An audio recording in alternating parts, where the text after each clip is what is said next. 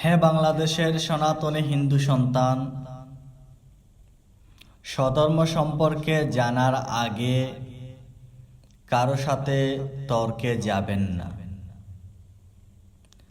স্বধর্ম সম্পর্কে কিছু জানলেও কারো সাথে তর্ক করার পূর্বে সে আপনাকে কোন বিষয়ে কোথায় নিয়ে যেতে চাচ্ছে সেটা বিবেচনা করার চেষ্টা করুন এবং বুদ্ধি ও বিবেকের মাধ্যমে তার সাথে তর্কে যাবেন।